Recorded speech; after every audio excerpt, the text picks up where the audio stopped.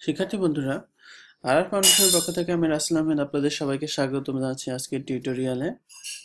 আজকে আমরা দেখব কিভাবে আমরা সার্ভারে ওয়ার্ডপ্রেস ইনস্টল করতে পারি এবং পিএইচপি মাই অ্যাডমিন প্রয়োজন হবে আমাদের ডেটাবেস তৈরি করার জন্য। যদিও আমরা ডেটাবেস মাইএসকিউএল কমান্ডগুলো এসএসএস ব্যবহার করে আমরা ডাটাবেস ক্রিয়েট করতে পারি, ইউজার ক্রিয়েট করতে পারি, তবে আমরা গ্রাফিক্যাল ইন্টারফেসই ব্যবহার করব।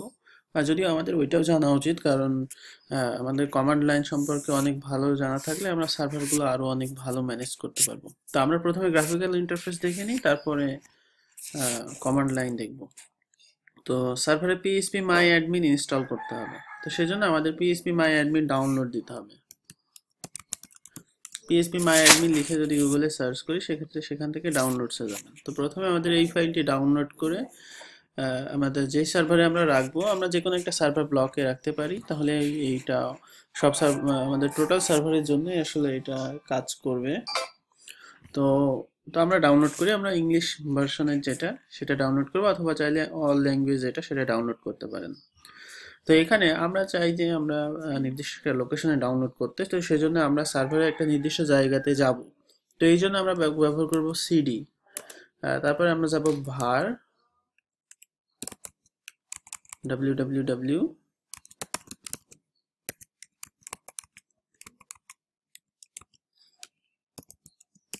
তো আমরা এই লোকেশনে চলে এসেছি। খেয়াল করুন যে এখানে আমরা আমরা কিন্তু আমাদের সার্ভারের ঠিক এই লোকেশনে এখন আছি।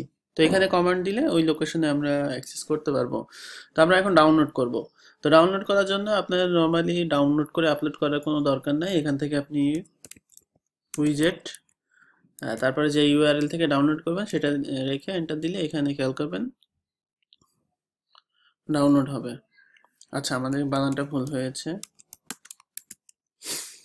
খেয়াল করুন এখন কিন্তু আমাদের পিএইচপি মাই অ্যাডমিন অল ল্যাঙ্গুয়েজেস এটা কিন্তু ডাউনলোড হয়ে গিয়েছে এবং এই নামে সেভ হয়ে গিয়েছে। তো এখন আমরা এটাকে আনজিপ করতে পারি কপি করে, অর্থাৎ ফাইলটার নাম কপি করলাম আনজিপ।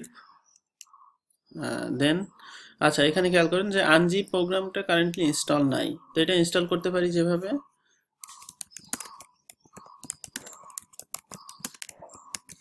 শুধু অ্যাপগেট ইনস্টল আনজিপ এইটা দিলে এই আনজিপ প্রোগ্রামটা ডাউনলোড হয়ে যাবে। এরপরে আমরা আনজিপ করতে পারি। তো এখন দেখেন আমরা এক্সট্রাক্ট করলাম এটা। তো এরপরে আমরা হচ্ছে দেখব যে এটা এক্সট্রাক্ট হয়ে গিয়েছে। এখন আমরা ফোল্ডারটাকে রিনেম করব, অর্থাৎ var www server1 html। এবার এখানে আমি একটু রিফ্রেশ দেই। রিফ্রেশ দিলে দেখতে পারবো আমাদের জিপ ফোল্ডার, জিপ যে ফাইলটা, সেই ফাইলটা। আচ্ছা, আমরা কোথায় ডাউনলোড দিয়েছি দেখে আসি। তো আমরা রিফ্রেশ দেই এখানে। আচ্ছা, খেয়াল করেন এখানে চলে এসেছে পিএইচপি মাই অ্যাডমিন। তো এইটার নাম আপনি যে কোনো কিছুই দিতে পারেন, যেমন আমি যদি দেই ডিবি অথবা ডিবি অ্যাডমিন, যে কোনো কিছু আপনি দিতে পারেন যাতে অন্য কেউ এটা অ্যাক্সেস না করতে পারে। তো এখানে আমাদের আরেকটা কাজ করতে হবে, আমি এটা ডিলিট করে দিই, এটা দরকার নাই। তো পিএইচপি মাই অ্যাডমিন ইনস্টল করতে হলে এখানে একটা ফাইলে চেঞ্জ করতে হয়। সেই ফাইলটা হচ্ছে config sample inc। এটাকে স্যাম্পল ডট এই কথাটা কেটে দিবেন, অর্থাৎ এই ফাইলটার নাম হবে config ডট inc। আচ্ছা, এখানে আরেকটা কাজ আছে, আমাদের একটা সিক্রেট পাসওয়ার্ড এখানে ব্যবহার করতে হবে। এখানে যে কোনো কিছু আপনি ইউজ করতে পারেন, যে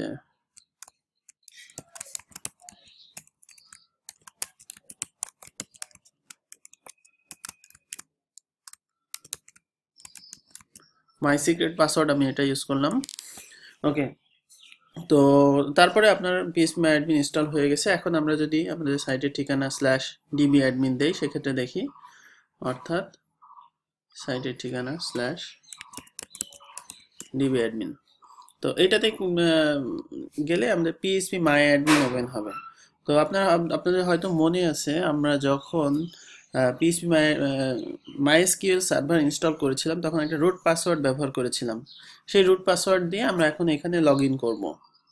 যদি কোনো কারণে রুট পাসওয়ার্ড ভুলে যান, সেক্ষেত্রে আপনাকে যেটা করতে হবে, এসএসএস দিয়ে রুট পাসওয়ার্ডটি রিসেট করতে হবে। আচ্ছা, তাহলে আমরা এখন লগ ইন করলাম পিএসপি মাই অ্যাডমিনে। এখানে আমি চাইলে ডেটাবেজে গিয়ে এখানে ডেটাবেজ অ্যাড করতে পারি, অর্থাৎ রুট ইউজারের ডেটাবেজ অ্যাড করার প্রিভিলেজ আছে। আর এরপরে আমরা যখনই কোনো ওয়ার্ডপ্রেস বা অন্য কোনো সিএমএস ইনস্টল করব তখন ইউজার হিসেবে রুট দিতে হবে এবং সেখানে দিতে হবে। আপনি যদি চান যে নতুন একটা ইউজার তৈরি করতে যার ডাটাবেস তৈরি করার প্রিভিলেজ থাকবে না কিন্তু ডেটাবেজের ম্যানেজ করার প্রিভিলেজ থাকবে, সেটা আপনি করতে পারেন। সেই জন্য আপনাকে যেটা করতে হবে, MySQL এর যে কমান্ডগুলো সেই কমান্ডগুলো সম্পর্কে আপনাকে একটু জানতে হবে এবং এর জন্য ইবুক এবং বিভিন্ন ফোরাম পাওয়া যায়, এগুলো আপনাকে গুগল সার্চ করে শিখে নিতে হবে। আর আমি চেষ্টা করব যে স্পেসিফিকলি এগুলোর জন্য আলাদা বেসিক টিউটোরিয়াল বানাতে। তো আমি মনে করি এই জন্য আসলে টিউটোরিয়াল না, এটা আসলে প্র্যাকটিক্যালি ব্যাপার। এই জন্য আপনাকে নিজে সার্ভার তৈরি করে তারপর কমান্ডগুলো টেস্ট করে ব্যবহার করতে হবে। আচ্ছা, তাহলে আমরা একটা ডেটাবেস তৈরি করি এবং ওয়ার্ডপ্রেস ইনস্টল করার চেষ্টা করি। তো ওয়ার্ডপ্রেস ইনস্টল করতে হলে আমাদের অবশ্যই ওয়ার্ডপ্রেসের যে জিপ সেটা লাগবে। তো সেই জন্য আমরা ডাউনলোড করতে পারি, অর্থাৎ ওয়ার্ডপ্রেসের জিপ ডাউনলোড করতে হলে আমাদের এখানে আমরা লিখব উইডেট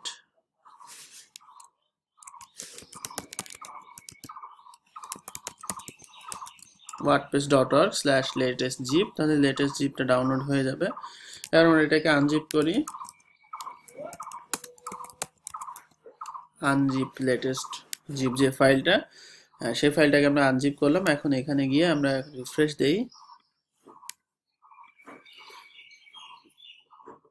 তো ডেটাবেজের এখানে নিরাপত্তা আরও কিছু বিষয় থেকে যায়, সেই বিষয়গুলো আমি দেখাবো আস্তে আস্তে। তো এখন আমরা এই ফাইলগুলোকে মুভ করে নিই। আপনারা জানেন ওয়ার্ডপ্রেস এক্সট্রাক্ট করলে ওয়ার্ডপ্রেস নামে একটা ফোল্ডার তৈরি হয়।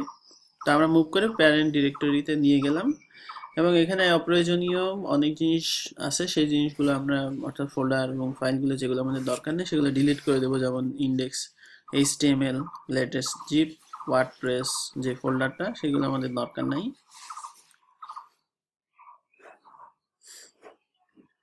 তো এখন আমরা ওয়ার্ডপ্রেস যদি ইনস্টল করতে চাই সেক্ষেত্রে আমরা এখানে একটা ডেটাবেস তৈরি করব, অর্থাৎ ডাব্লিউপি, সাপোজ ডাব্লিউপি নামে তৈরি করব। এটা আপনি ইউনিকোড বা যে কোনো ইয়েতে দিতে পারেন। আচ্ছা, বাই ডিফল্ট যে কালেকশন সেটাই থাক। আচ্ছা, ডেটাবেস আমরা তৈরি করলাম একটা। এখন আমরা যদি লিখি server1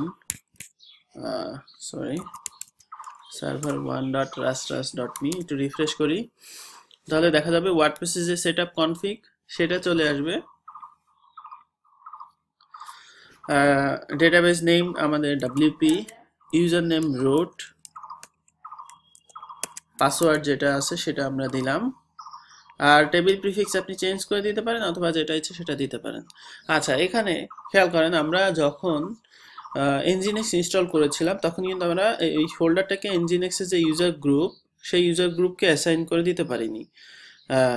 সেই ইউজার গ্রুপ অ্যাসাইন করে না দেওয়ার কারণে এনজিনেক্স কিন্তু এই যে ফোল্ডার, এই ফোল্ডারের রাইট পারমিশন নেই, এটা আমাদের ঠিক করতে হবে। আচ্ছা, আমরা এটা ঠিক করব। এখন আপাতত ম্যানুয়ালি আমরা যে পদ্ধতি আছে, অর্থাৎ wp config যে পিএইচপি ফাইলটা, সেই ফাইলটাকে এখানে সেভ করব, অর্থাৎ নিউ ফাইল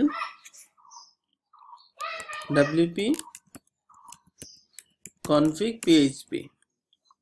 আচ্ছা, ওপেন, এখানে আমরা ব্র্যাকেটস দিয়ে ওপেন করি, করে wp config যে ফাইলটা সেই ফাইলটাকে আমরা সেভ করে দিই। এখানে যাব, রান দা ইনস্টল, ইনস্টলে গেলে আপনি এখন নাম দিতে পারবেন যে টেস্ট ওয়ার্ডপ্রেস।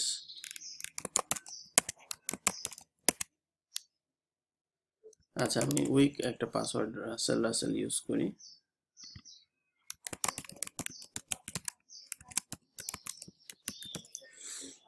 ওকে, তাহলে এখন আমরা সহজেই ওয়ার্ডপ্রেস ইনস্টল করতে পারলাম এবং ওয়ার্ডপ্রেস সহ অন্যান্য যে সিএমএস গুলো সেই সিএমএস গুলো আমরা খুব সহজেই এখানে ইনস্টল করতে পারবো। তো এই হচ্ছে আমাদের ভিপিএস এ এখন আমরা একটা ওয়ার্ডপ্রেস রান করলাম এনজিনেক্স ব্যবহার করে। বাকি আমাদের আরো কনফিগারেশন আছে, যেমন আমরা সিকিউরলি ডেটাবেসের যে নিরাপত্তা সেই নিরাপত্তাটা আমরা সঠিকভাবে সেট আপ করিনি এবং আমাদের ফাইল পারমিশনগুলো ঠিক করতে হবে।